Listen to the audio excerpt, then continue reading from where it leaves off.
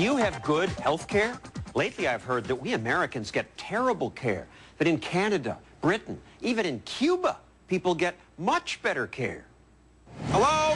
In his new hit documentary, Sicko, Michael Moore takes some sick Americans to Cuba.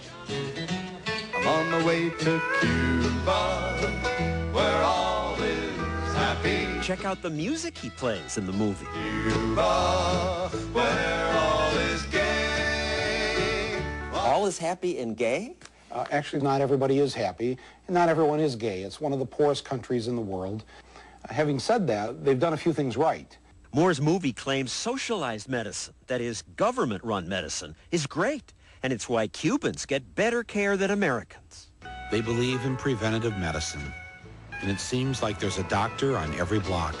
When Moore's group arrived, they were taken to a special section of this showcase hospital. I asked them to give us the same exact care they give their fellow Cuban citizens. No more, no less. And that's what they did. Do you really think that's what they did? Oh, I know that's what they did. It's an average hospital. I mean, they have, yes, they have a clinic in every neighborhood in Cuba. This isn't just me saying this, you know. All the World Health Organizations or whatever have confirmed that if there's one thing they do right in Cuba, it's health care. And there's very little debate about that. Oh, there's plenty of debate. These films that try to portray the healthcare in Cuba as being superior, they are lacking in providing truth. Cuban-born human rights advocate Dr. Jose Caro says Moore's movie tells lies. And there are plenty of pictures like these, smuggled out of Cuba, that tell a different story. A story of dilapidated hospitals with bleak rooms where patients have to hang clothes to dry on the windows. Filthy conditions, floors covered with bugs, patients who are neglected, some who starve. George Utzet, who writes the anti-Castro website TheRealCuba.com, says Moore and his group were taken to a part of this hospital that's reserved for the privileged. Elites, he says, get special treatment. They don't go to the hospital for regular Cubans. They go to hospital for the elite. And it's, very different condition.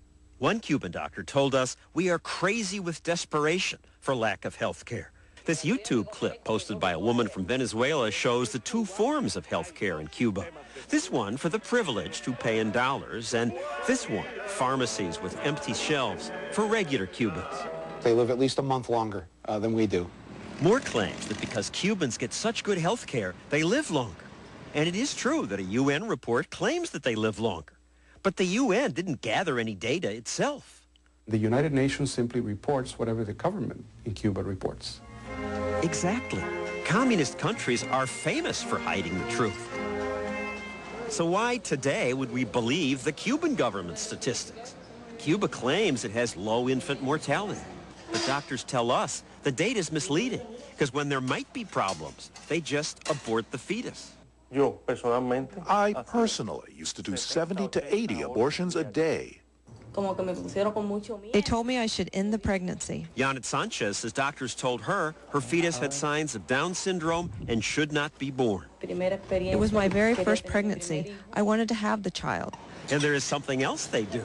Some doctors say if a child dies a few hours after birth, they don't count it as ever having lived.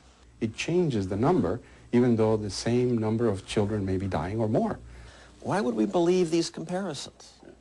All the independent health organizations in the world, and even our own CIA, believes that the Cubans have a pretty good health system, and they do, in fact, live longer than we do. But when we called the CIA, they said, we never said that Cuba has a pretty good health system or that they live longer. In fact, the CIA says Americans average 78 years of life versus 77.1 in Cuba. Again, the data that does say Cubans live longer comes straight from the Cuban government.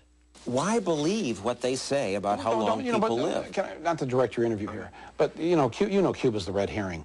Let's stick to Canada and Britain and this stuff, because I think these are legitimate arguments that are made against the film and against the so-called idea of socialized medicine, and I think you should challenge me on these things, and I'll give you my answer. Okay, next week on 2020, we'll do just that. We'll spend the entire hour on health care, and I'll fight with Michael Moore about what works best. The private sector does everything better because they compete. Private sector does everything better? You are like so 13th century. I love this.